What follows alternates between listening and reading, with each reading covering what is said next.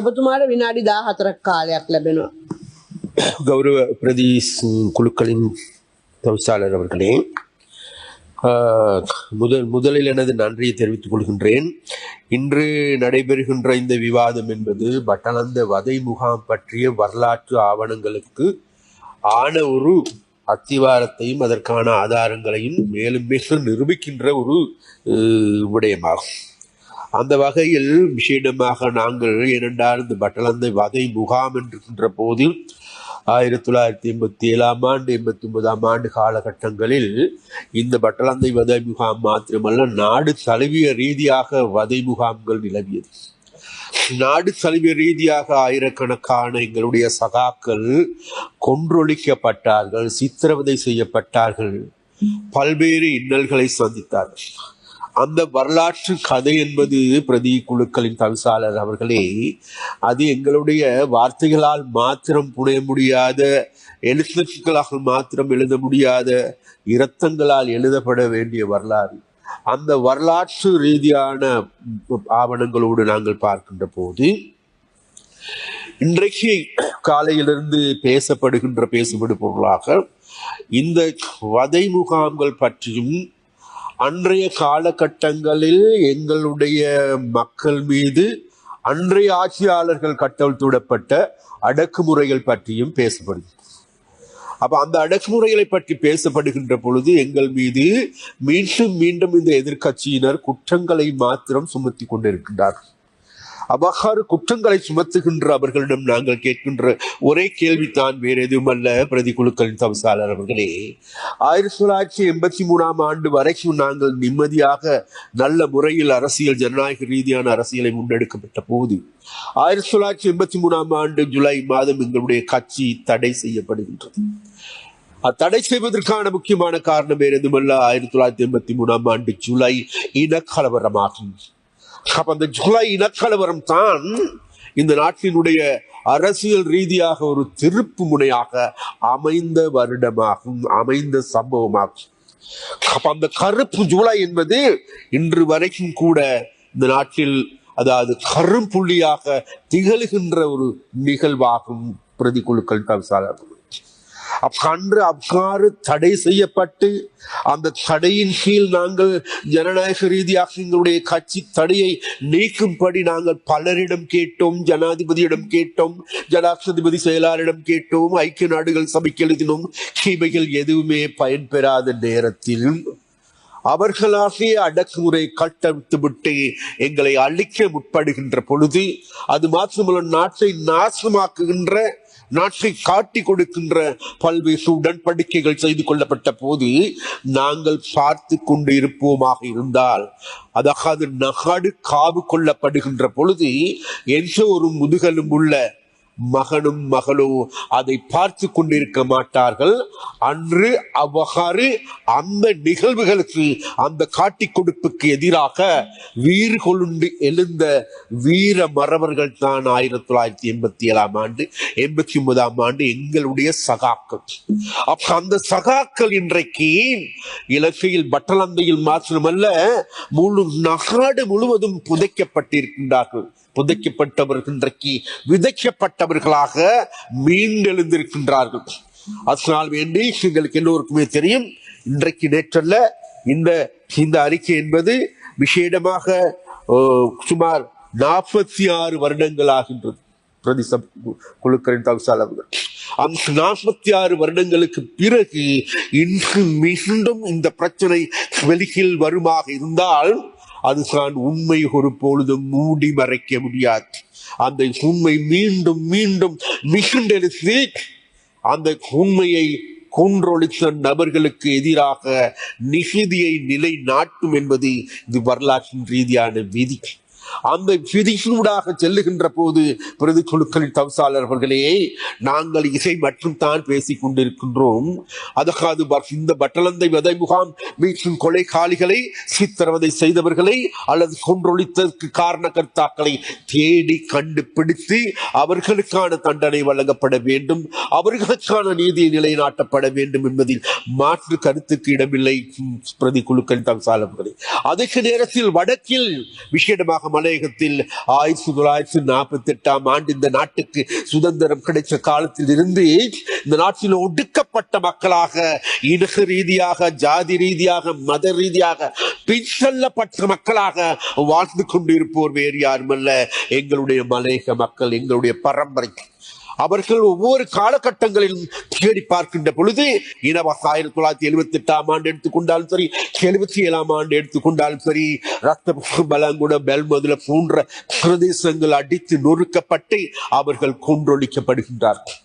அதன் பிறகு 1983 ஆண்டு பத்ரை நகரமா, பண்டாரமலை நகரமா, எல்லா நகரங்களிலும் 26 பெருக்கெடுத்து ஓடியது. அதற்கான விசாரணை என்று நடைபெற போகின்றது. அதற்கான நீதி என்று கிடைக்க போகின்றது. குழுக்களின் தம்சாளர்கள், அந்த படுபாவிகள் அன்று மலையக மக்களை, அப்பாவி மக்களை கொன்றொழித்த பாவிகள் யார் என்று தேடி பார்க்கின்ற பொழுது வேறு யாருமல்ல, இந்த ஐக்கிய தேசிய கட்சியினர். இன்றைக்கு நீலி கண்ணி வடிக்கின்றார்கள். இன்றைக்கு நாங்கள் தான் என்னமோ கொலை செய்தோம் என்று கூறுகின்றார்களே, அந்த முஜிபுர் ரஹ்மான் அவர்களிடம் நான் கேட்க விரும்புகின்றேன். 1983 ஆண்டு கொழும்பு நகரம் எரிக்கப்பட்ட போது அதற்கு பின்னால் இருந்தவர்கள் யார்? 1981 ஆண்டு யாழ் நூலகம் எரிக்கப்பட்டு 97,000 புத்தகங்கள் கொளுத்தப்பட்ட போது அதற்கு பின்னால் இருந்த ரணில் விக்ரமசிங்கா இருக்கவில்லையா? 1983 ஆண்டு சுலை இனக்கலவரத்துக்கு பின்னால் இந்த ரணில், இந்த பிரேமதாசா, இந்த ஜே.ஆர். ஜெயவர்தனாக்கள் இருக்கவில்லையா? அது பிறகு தொடர்ச்சியாக அது மாத்திரமா? இன்றைக்கு எங்களுக்கு எல்லோருக்குமே தெரியும், பிரதிக்குழுக்கள் தம்சாளர்களே, மட்டக்களப்பில் ஒரு சம்பவம் நடந்தது. அந்த மட்டக்களப்பில் கோடேஸ்வரி என்கின்ற ஒரு பெண் சகோதரி அவர்களை கொலை செய்து சித்திரவதை செய்தவர்கள் வேறு யாருமல்ல, அன்றைய காலகட்டம். அதே போன்று யாழ்ப்பாணத்தில் சுண்டிக்குடி என்கின்ற பாடசாலையில் படித்த கிருஷாந்தி படுகொலை செய்யப்படுகின்றார்கள். அதுக்கு அங்கு அவ்வாறு படுகொலை செய்யப்படுகின்றார்கள், சித்திரவதை செய்யப்படுகின்றார்கள். ஒவ்வொரு பிரதேசத்திலும் வதை முகாம்கள் இருந்தது. ஒவ்வொரு பிரதேசத்திலும் வதை முகாம்களை நிரம்பி காணப்படுகின்றது. அந்த வகையில் வதை முகாம்களாக நிரம்பி காணப்படுகின்ற எங்களுடைய தேசம். அப்ப அந்த தேசத்திற்கு இன்றைக்கு நீதி கிடைக்கும் என்று மக்கள் ஏங்கிக் கொண்டிருக்கின்றார்கள். அதன் காரணமாகத்தான் காணாமல் போன பெற்றோர்கள் இன்று வரைக்கும் தங்களுடைய பிள்ளைகளை தேடி அலைகின்றார்கள். இன்றைக்கு வடக்கில் மாத்திரமல்ல, தெற்கில் இருக்கின்றவர்களும் கூட, தெற்கில் இருக்கின்ற எங்களுடைய சகாக்களும் கூட, அவர்களுடைய பெற்றோரும் கூட தாங்கள் பிள்ளை இன்று வருமா நாளை வருமா என்று கெஞ்சி அழுகின்ற பரிதாபகரமான நிலைமை காணக்கூடியதாக இருக்கிறது. அதனால் இந்த நிலைமைகளில் கூட நாங்கள் பார்க்கின்ற பொழுது வேறு எதுவும் அல்ல, கடந்த காலங்கள் முழுவதுமே விசேடமாக 1977 ஆண்டுக்கு பிறகு 94 ஆண்டு வரைக்கும் இந்த நாடு என்பது கொலை களமாக மாற்றிய பாவித்தனமான அரசியலை முன்னெடுத்தவர்கள் ரணில் விக்ரமசிங்காவினுடைய ஐக்கிய தேசிய கட்சி. அந்த ஐக்கிய தேசிய கட்சியினுடைய அந்த கொலை களமாக இருக்கின்ற அந்த கொலைகாரன் தான் இந்த பட்டலந்தை வதை முகாமின் பிரதான சூத்திரதாரி. அதனால் இந்த சூத்திரதாரிக்கு எதிராக இன்றைக்கு அதில் மாத்திரமல்ல, 1981 ஆண்டு யாழ் மாவட்டத்தில் இடம்பெற்ற மாவட்ட அபிவிருத்தி சபை தேர்தலை நடத்தாது அங்கு இருக்கின்ற காடையல்களை ஏவி அங்கு இருக்கின்ற இளைஞர்களுக்கு ஜனநாயகத்தின் மீது இருந்த நம்பிக்கைக்கு வேட்டு வைத்தவர்கள் வேறு யாருமல்ல, இந்த கும்பல். அதன் விளைவாகவே நாடு பிரிவினைவாத போராட்டமா சுத்தமா ஏற்படுத்துவதற்கு காரணமாக இருந்தது. அந்த வகையில் இறுதியாக இன்று நாங்கள் தேடி பார்க்கின்ற பொழுது முழு நாட்டிலும் வடக்கா, கிழக்கா, தெற்கா, மேற்கா என்றல்ல, முழு நாட்டிலும் லட்சக்கணக்கான உயிர்கள் இந்த மண்ணில் புதைந்து போயிருக்கின்றது. நாடு முழுவதும் 26 பெருக்கெடுத்தோடு இருக்கின்றது.